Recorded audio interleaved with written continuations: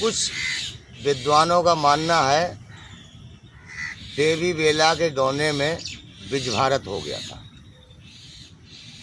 हिंदुस्तान का बहुत कुछ सब नष्ट हो गया था। लेकिन ये सत्य नहीं है। सत्य ये है विज भारत कराने के लिए ही देवी बेला का अवतार हुआ था राजा पृथ्वी सिंह चौहान के दिल्ली में, जो दिल्ली के बादशाह थे। श्री राजा पृथ्वी सिंह चौहान का वंश भी देवी बेला के गौने में ख़त्म हो गया था। राजा पृथ्वी सिंह चौहान के एक ही बेटा था जिसका नाम था श्री पारस। पारस बहुत बलवान, बहुत शक्तिशाली क्षत्रिय थे। पारस की गर्दन उनकी अपनी बहन देवी बेला ने युद्ध के मैदान में अपने हाथों से काटी। राजा पृथ्वी सिंह चौहान का वंश देवी बेला ने अपने हाथों से ख़त्म किया था।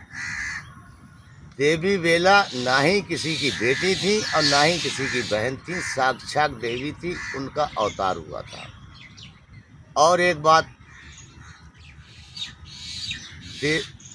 जब पूरे हिंदुस्तान के राजा महाराजा अपनी सेना लेके पूरे दिल्ली में आ गए, देवी बेला के गौने में सारे इकट्ठे हो गए, युद्ध तैयार खड़ा था। देवी बेला ने 3 क्षत्रियों को महलों में बुलाए अपनी बांदी भेजकर। पहले क्षत्रिय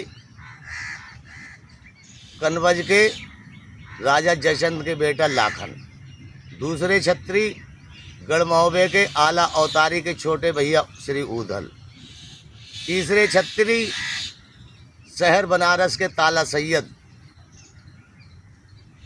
3 क्षत्रियों को देवी बेला ने महलों में बुलाया और वो तीनों क्षत्रिय गए तो लाखन और ऊदल अंदर चले गए, सैयद गेट पर खड़े रह गए। देवी बेला ने आवाज़ दी, सैयद तुम गेट पर कैसे खड़े रह गए, अंदर आ जाओ।